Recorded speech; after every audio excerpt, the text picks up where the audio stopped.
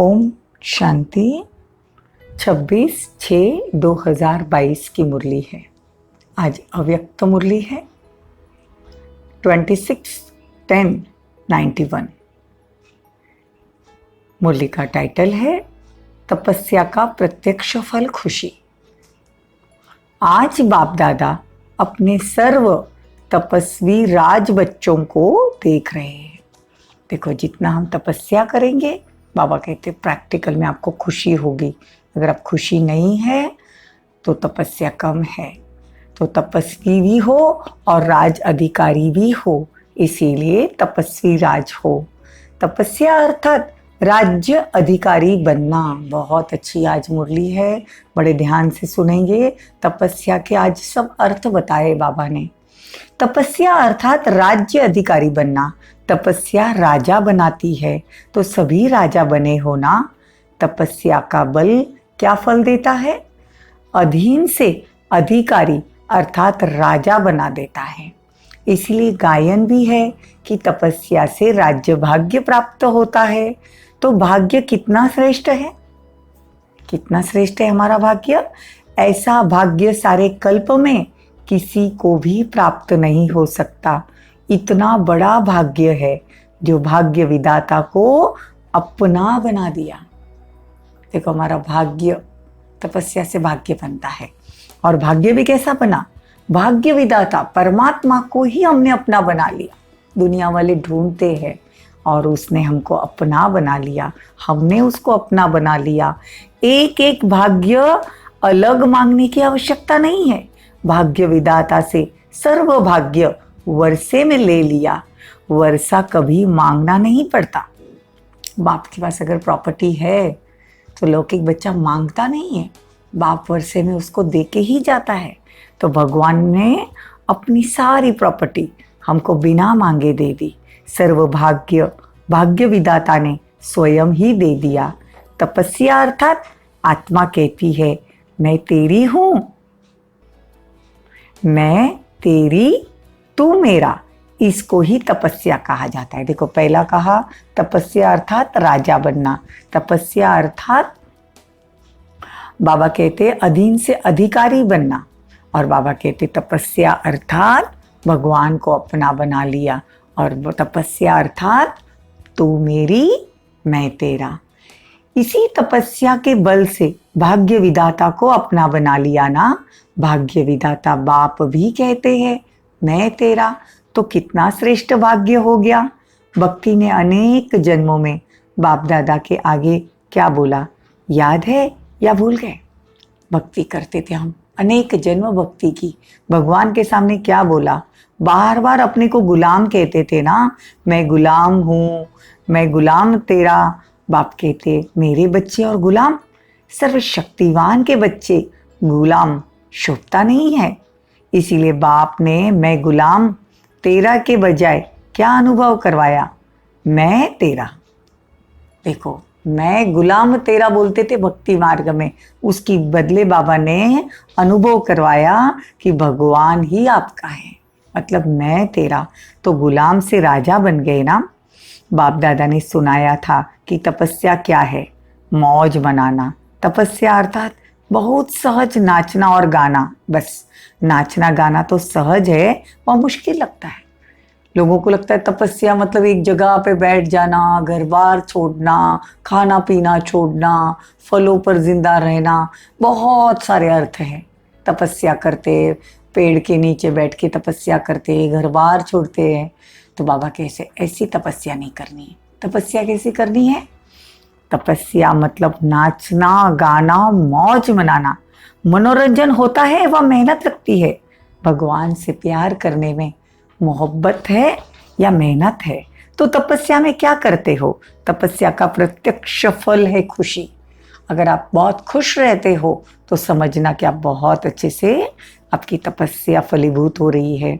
तो खुशी में क्या होता है? नाचना होता है ना। तपस्या अर्थात खुशी में नाचना और बाप के और अपने आदि अनादि स्वरूप के गुणगान गाना।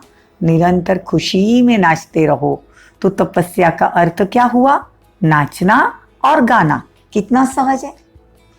देखो आज बाबा तपस्या करना भी सिखा रहे, तपस्या का फल भी क्या मिलता है और तपस्या कैसे भी करनी है, कैसे करेंगे। नाचते गाते रहेंगे तो तपस्या मौज लगेगी। खुशी में नाचते रहते हो ना, तपस्या का अर्थ हुआ नाचना और गाना। माथा भारी उसका होता है जो छोटी सी गलती करते हैं। ब्राह्मण जीवन में कभी किसी का माथा भारी नहीं हो सकता। हॉस्पिटल बनाने वालों का माथा भारी हुआ है क्या कि ट्रस्टी होकर बैठे, वहाँ कोई डॉक्टर्स बैठे होंगे। तो बाबा सामने बता रहे हैं, बाबा कहते हैं छोटी सी गलती क्या कर देते, मेरी जिम्मेदारी समझते हैं तो फिर माथा भारी हो जाता है। अगर ये काम मुझे करना है, अगर ऐसा समझेंगे तो फिर माथा भारी हो जाता है। तो ब्राह्मण जीवन ही नाचो गाओ और मौज मनाओ। सेवा चाहे वाचा की हो चाहे कर्मणा की, सेवा खेल है। जो चाहे कितना भी बड़ा सोचने का काम हो, अटेंशन का काम हो, लेकिन मास्टर सर्वशक्तिवान आत्मा के लिए ये सब खेल है। तो देखो बाबा कहते हैं कि योग का प्रयोग करो। यही योग का प्रयोग सर्व खजानों को, चाहे समय का, चाहे संकल्प का, चाहे खजानों का, ज्ञान के खजानों का, चाहे स्थूल तन भी, अगर योग के प्रयोग की रीति से प्रयोग करो तो हर खजाना बढ़ता रहेगा। हमारे पास जो भी भगवान ने खजाने दिए, बाबा कहते बढ़ते जाएंगे। और एक खजाने का प्रयोग करो। कैसे ये प्रयोग करेंगे? कोई भी खजाने को कम खर्च और अधिक प्राप्ति, मेहनत कम सफलता ज्यादा, इसी विधि से प्रयोग करो। जैसे समय को व संकल्पों को उठाओ, ये श्रेष्ठ खजाना है। तो संकल्प का खर्च कम हो लेकिन प्राप्ति ज्यादा हो। देखो साधारण व्यक्ति के 2-4 मिनट संकल्प चलते हैं, सोचते हैं, फिर सफलता प्राप्त होती है, और तुमको तो सेकंड में सफलता प्राप्त हो सकती है। तो बाबा कहते, जिसको साकार ब्रह्मा बाबा कहते थे, कम खर्च वाला नशीन। खर्च कम करो लेकिन प्राप्ति 100 गुना होनी चाहिए। इससे क्या होगा? बचत होगी, चाहे समय की चाहे संकल्प की। तो बचत करो और सेवा में लगाओ। दान पुण्य कौन कर सकता है? जिसको धन की बचत होती है। अगर अपने प्रति जितना कमाया उतना खाया तो फिर दान पुण्य नहीं कर सकते। योग का प्रयोग ही यही है, कम समय में रिजल्ट ज्यादा, कम संकल्प में अनुभूति ज्यादा। तो देखो बाबा कहते दूसरों के प्रति भी ये खजाने यूज कर सकेंगे। इसीलिए बचत की आदत होनी चाहिए। संकल्प की बचत, समय की बचत, पैसों की बचत। जिसके पास बचत का खाता होगा वही दूसरों के प्रति यूज कर सकेगा। अगर हम खुद ही खा रहे, खुद ही कमा रहे, वो भी पूरा नहीं पड़ रहा है, बचत नहीं हो रही है, तो हम औरों के प्रति नहीं जमा कर सकते। बाबा आज हर एक बात राजयुक्त बता रहे हैं। बाबा कहते हैं तपस्या का उमंग उत्साह अच्छा है, अटेंशन भी है, सफलता भी है, लेकिन स्व के प्रति सर्व खजाने यूज ज्यादा करते हो। बाबा कहते हैं कि बचत करो तो दूसरों के प्रति भी आप यूज कर सकोगे। तपस्या के वाइब्रेशन विश्व में और तीव्र गति से फैलाओ। बाबा कहते योग के प्रयोग बढ़ाओ। सहयोगी बच्चे भी बहुत है, यह सहयोग ही योग में बदल जाएगा। एक है स्नेह के सहयोगी, दूसरे है सहयोगी योगी, और तीसरे है निरंतर योगी। अभी अपने से पूछो कि मैं ये 3 प्रकार में से कौन से प्रकार का बच्चा हूँ। कोई बच्चों के वाइब्रेशन बाप दादा तक पहुँचते हैं, भिन्न भिन्न प्रकार के वाइब्रेशन। जानते हो कौन सी बात बाप के पास पहुँचती है? इशारे से समझने वाले हो ना। इस तपस्या वर्ष में जो कुछ हो रहा है, इसका कारण क्या है? बड़े बड़े प्रोजेक्ट कर रहे हैं, इसका कारण क्या है? कोई समझते हैं कि तपस्या का फल है, कोई समझते हैं तपस्या वर्ष में यह क्यों। दोनों वाइब्रेशन आते हैं, लेकिन यह समय की तीव्र गति और तपस्या के वाइब्रेशन से आवश्यकता का पूर्ण होना, यह तपस्या के बल का फल है। तो फल तो खाना पड़ेगा। ड्रामा में दिखाते हैं ना, तपस्या सर्व आवश्यकताओं को समय पर सहज पूर्ण कर सकती है। अंडरलाइन तपस्या सर्व आवश्यकताओं को समय पर सहज पूर्ण कर सकती है। समझा? क्वेश्चन नहीं उठा सकते कि यह क्यों हो रहा है। तपस्या अर्थात सफलता, सहज अनुभूति। तो जितना बाबा से प्यार करेंगे उतनी तपस्या और बढ़ती जाएगी। और बाबा कहते जितनी तपस्या बढ़ती जाएगी आपको आगे चलकर अनुभूति होगी कि असंभव चीज भी सहज संभव हो जाएगी। यह अनुभव ज्यादा से ज्यादा करते रहेंगे। विघ्नों को आना यह भी ड्रामा में अनादि से अंत तक नोंद है। ऐसा नहीं कि तपस्या कर रहे तो ड्रामा में विघ्न नहीं आएंगे। बाबा कहते वो तो नोंद ही है। यह विघ्न भी असंभव से संभव की अनुभूति कराते हैं। इसीलिए विघ्न को खेल समझना। देखो फुटबॉल का खेल अच्छा लगता है ना। बॉल आता है तो ठोकर लगाते हैं, सोचते हैं मैं पाव लगाऊं, मैं पाव लगाऊं। तो बाबा कहते हैं ये फुटबॉल का खेल। जैसे ही तब समस्या आई, विघ्न आया, ठोकर लगा दो। खेल समझकर खेलो और बोलो नथिंग न्यू। 5000 साल पहले भी यह विघ्न आया था और इसको मैंने जीता था। देखो यह ब्राह्मण कुल की रीत और रस्म है, विघ्नों का आना और उसको हम सफलतापूर्वक हम भगाते हैं।